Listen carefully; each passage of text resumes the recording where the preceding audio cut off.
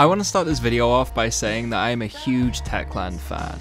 I played both Dying Light games, enjoyed Dead Island 1 reasonably, and have been keeping up with the company for many years.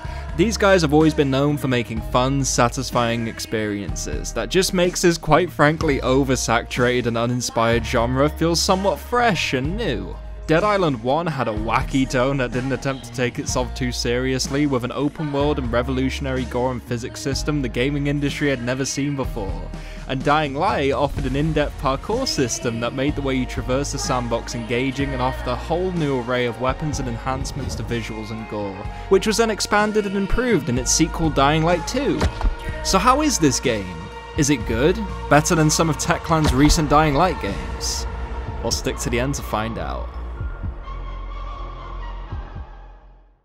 Let's start straight away with the combat, which is by far what you're going to be spending most of the time doing in this game. To put it simply, the combat is something that made a very good first impression, but unfortunately became one of the most frustrating and most rage-inducing combat systems I've experienced in recent memory. So why exactly does this combat system suck? The trailers made you look like an unstoppable force of nature, someone who could dispose of the undead in some of the most creative and goriest ways you've ever seen in a zombie game. Well, I'm sorry guys, we were lied to. We were so fucking deceived. You are so unbelievably weak and fragile in this game because every zombie can knock you on your fucking ass in 2 to 3 hits, and this never changes throughout the game. Zombies will kill you just as quick 2 hours in, 5 hours in, 15 hours in. You're an absolute pushover this entire game, dude. Because for some reason, Deep Silver decided to make the enemies level up with you, so you never feel like you're getting stronger, which completely eliminates the power fantasy of becoming an absolute god of war like every other zombie game does. There's a point in this game where you realize all the weapons you get, all the upgrades, skills, loot, abilities, they're all absolutely bullshit and obsolete. Because if a fucking wooden plank I picked up in the opening tutorial is as effective as electrified katana with a DPS of 420 in the endgame,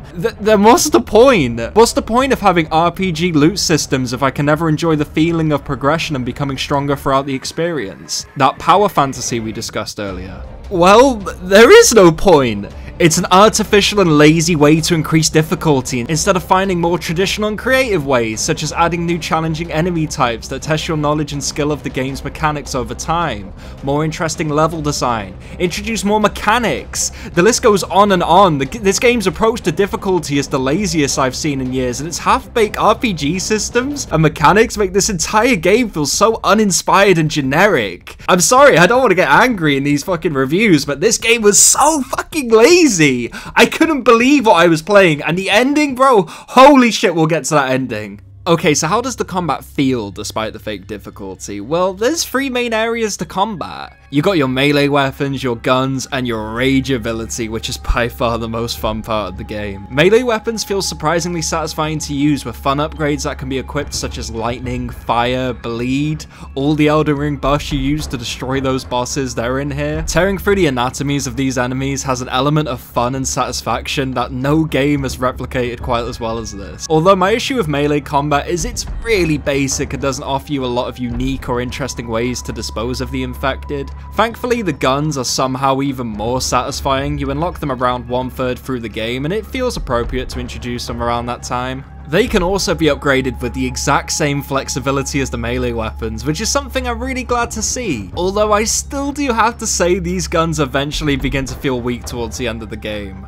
The purple rarity weapons enemies were dropping in the final mission still took like 3 blasts with my shotgun to kill. The weapons that he dropped were absolutely ineffective against enemies at that point in the game, and I don't know, I just felt like the weapon balancing for the guns is overall really lackluster and kind of broken if I'm gonna be honest with you, and not in a good way either. Despite guns feeling mostly weak, there's also no inventory crafting for some reason. So if you want to make bullets, then you just gotta pray the zombies drop them, or you stumble across a workbench at some point throughout the level. Why they did this completely and utterly baffles me. In Dying Light, I'd often save materials and resources throughout the entire game for difficult enemy and boss encounters, so I could have more of a unique chance of survival. It created a very fun and rewarding gameplay dynamic because it rewarded foresight of using every tool at your disposal to survive. What makes this worse is because of the absolute bullshit nature of this game, especially in the second half. You're most likely going to waste all of your ammo on one run through an enemy encounter, only for a random projectile to hit you across the arena with no way to dodge because you swapped your dodge out for a block, so you die 5 seconds later from toxic damage. The last big combat factor and probably the game's most unique and ambitious area is its frenzy mode. This mode is absolutely wild. You unlock it around halfway through the game, and it's probably the most fun you'll have in the entire experience. In Dying Light 2, this move was reserved for set pieces and didn't really have much depth, you just kind of swayed your arms around left and right, whereas Dead Island 2 has expanded and improved on this concept in every conceivable way, turning it into a special move you can invest skill points into. You could throw up at enemies like a raging alcoholic, smash your fists into the ground like the Incredible Hulk, and scream like me on the final boss of the game. The fun to be had here is immense, and is probably the only way you're going to experience any semblance of a power fantasy. My only gripe with this is even though the damage you deal to enemies is greatly increased, you're still a fucking pushover who can get 2-shot by any enemy in the game, which is so disappointing. They should have made you a bit tankier during this special move, or given you like an increased buff of damage or something, I don't know, anything could have fixed this. While we're on the subject, let's talk about the skill system and how you actually progress throughout the game. So in any typical game, you'd probably expect a skill tree, right, where you earn points over the course of the game to spend and invest into perks so you can feel even more like a Giga Chad. Basically every game has this system because it's simple, rewarding, and makes the game consistently fun and engaging. Dead Island 2 does something a little different, and it single-handedly destroys any potential fun and progression this game could have had to keep us engaged. Imagine you're playing Farcry, right? And you have an entire skill tree that takes you from feeling like Jeffrey to Adonis over the 20-hour experience through meaningful skills that constantly shake up the gameplay and keep you engaged. Now imagine the game deliberately handicapping you by removing 60% of the abilities and making you choose which ones you'd like to have equipped, opposed to having them all at once. That's exactly what Dead Island 2 feels like. The only reason they did this was just to add artificial fake difficulty, creating the illusion of challenge instead of actually being a fun zombie game. Words can't possibly describe how bad this decision hurts the gameplay towards the end. It's absolutely unbearable. As a result of this choice, combat feels really bare bones and dull because you're only allowed to have 5 out of the 15 skills at once, which you should be able to have all at once. I see a good combat system here, I really do. The potential is so overwhelmingly exciting. But like I said earlier, this game is way more focused on being hard than actually being fun to play. The last big gameplay element for us to talk about is the crafting system. This is probably the most fun thing you'll be doing outside of combat. I'll give Deep Silver this, they definitely looked at the crafting system in other zombie games and they found a way to make it 10 times more engaging and enjoyable, because I always found the crafting system in those games to be a tad bit messy. With every weapon, melee or gun, you get 2, 3 or 4 options depending on the rarity to upgrade. These slots allow you to equip buffs such as Toxic, Lightning, Bleed, Fire, Ice, which all have their own unique visual aesthetics to them, and the other 3 slots give you different stat upgrades such as increased reload, more durability, more damage, increased critical hits, yada yada yada, basic shit you expect to see. On top of that, each and every weapon is assigned with a unique perk which is unlocked when you max upgrade the weapon. Kind of think of it like Resident Evil 4's combat system, how you upgraded the weapons and you got a really over the top ability at the end. It's pretty much the same here. Not only is the crafting UI very easy to navigate, the sheer options for customization and optimization for your favourite playstyle has to be commended. Me and a couple friends played this game completely differently, and I'm sure everybody else is going to have their own unique experiences with this game when it comes to playstyles. The crafting in this game is a good step in the right direction for zombie games, and deserves more praise than it's getting. What I just described just barely does it justice, because this is probably the best part of the whole game outside of combat, if I'm going to be honest with you. If there's any devs watching this, please, please, please make your game fun before making it difficult. I can't believe I'm fucking saying this, and to those people who are saying, oh, haha, get good, my response would be, if you're going to defend something so generic and half-assed, then your standards are probably non-existent, and you need to re-educate yourself on what good games are. Here's 15 you could try today, because I'm a generous person and I want you guys to play good games. Dylan does look swole. Oh, okay. AJ, loosen up. Roll with me. Whoa! Cue special effects and action! Oh, nice! Camera's rolling. Get into the zone. Oi, Dylan! Welcome to my day job. So, how are the boss fights? Because if anyone knows me well, boss fights are one of my favourite areas of game design. These games are definitely not known for their boss fights, and, well, to be honest, every zombie game isn't fucking known for their boss fights. Because Dead Island 1 and pretty much every zombie game that isn't Resident Evil has some of the most pathetically lazy bosses in modern game design, and unfortunately Dead Island 2 is no exception. Every boss in this game is a lazy reskin of any basic zombie type you've ever seen in a game before. You got your spitters, your heavy enemies, the zombies that go apeshit, and one unique boss zombie in the game. This whole game is a fucking joke, dude. Why can't we see any original ideas anymore? Would it have killed to add 1 or 2 unique enemy types we've never seen in a zombie game? Is that really so much to ask for, Deep Silver? They have no phases, no unique attacks, or anything that makes them stand out as an obstacle. Pretty much every boss just spams the same combo over and over and over and over again as you slowly whittle down their health bar by abusing highly telegraphed attacks. Not to mention that these bosses are fucking bullshit, man. Every single one of them can 1 or 2 shot you with random projectiles, basic attacks and combos. And because you can't craft any medkits during mid-gameplay, you're most likely going to have to play over defensively and hold your block button up, which stops you and slows down your speed, completely killing the gameplay pace. Fuck this game! Words cannot possibly describe how bullshit the boss fights are in this game. So I'm going to show you a montage from me getting slapped around by the final boss. Enjoy. I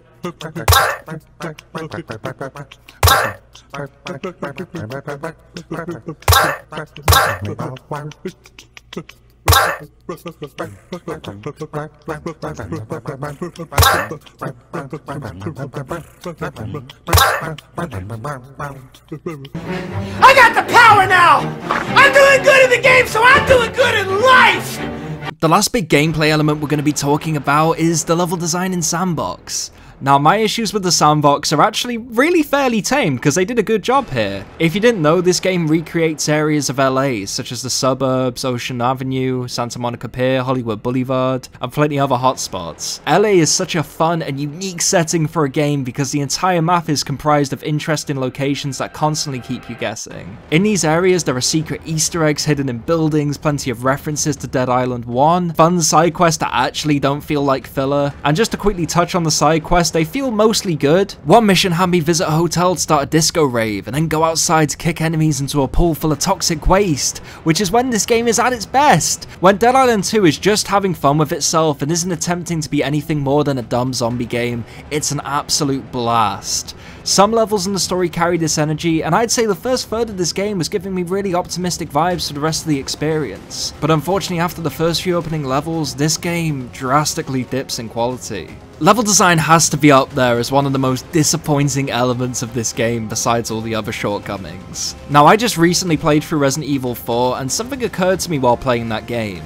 What was keeping me engaged was the consistent variety in its introduction of new enemy types, the encounters in which you fight said enemies, and the insane moments that occur during the story. The sheer variety of ideas presented during that game still blows me away, and I have no idea how they did it, because no game in this genre has or will ever put as much effort compared to Capcom's Resident Evil 4. This is the formula for 95% of the levels in this game. Solve basic puzzles like finding a keycard or turning valves, fight enemies, solve another brain-dead puzzle, defeat more enemies, fight a shitty boss fight, and that's it! That's fucking it! There's no unique objectives, no effort or attempting to mix up the formula in any interesting ways.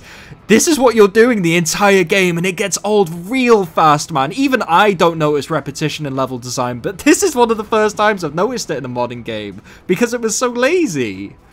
That's the gameplay loop in a nutshell. As you can see, this is a complete disappointment in almost every way that improves certain aspects of the originals, but for a sequel that's 2 generations ahead of its predecessor, I expected far more. Improvements are the fucking minimum. I expect new mechanics, I expect new fucking enemy types, I expect something new in 10 years, and we didn't get a single fucking thing that was new. We got the rage ability, but that's Dying Light's idea. I can't really fucking say that's a new idea.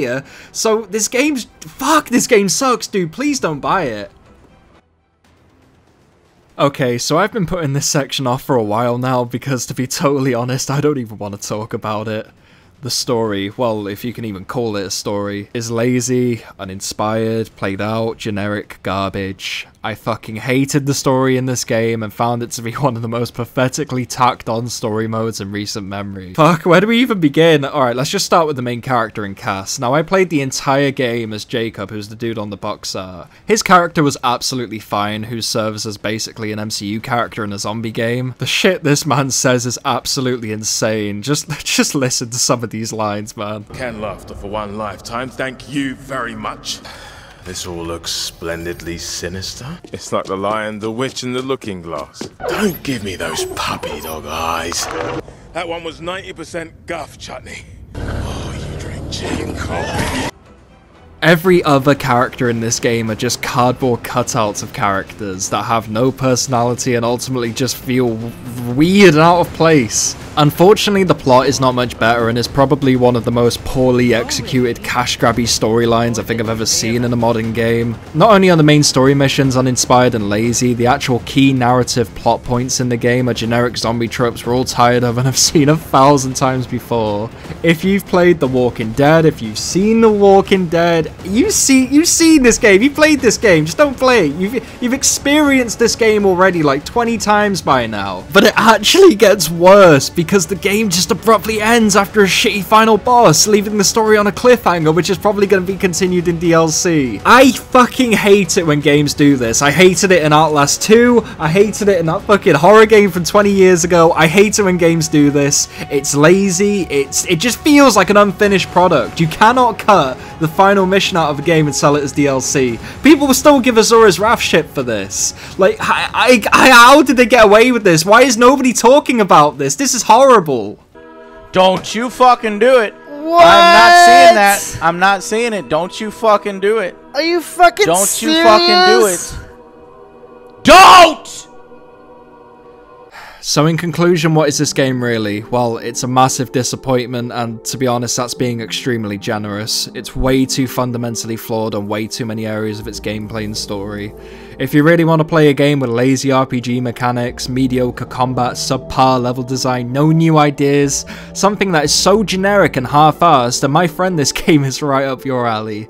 However, if you have any standards or respect for your time, I highly advise you to never play this because you're not missing out on anything here. And if you do buy it, just wait till it goes on sale because it is not worth the asking price, I promise you.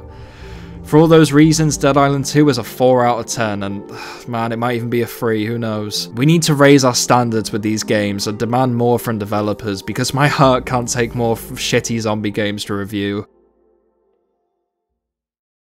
Thanks for watching the video, guys. If you made it to the end, then I don't know, man, fucking, if you could deal with my voice for half an hour, then you're a human. You're an alpha male, dude, if you made it to the end of this video. Fucking, the reason I didn't upload last week was because I've now upgraded from a fucking shitty Mac Mini to a decent PC. It's like $600. Thanks for watching the video once again, and if you enjoyed, fucking smash that like button, give me a subscribe, because we're so close to 250 subs. And fuck, man, have a nice day. Just please do not buy this game, otherwise, well, I'll come after you. Take care, guys.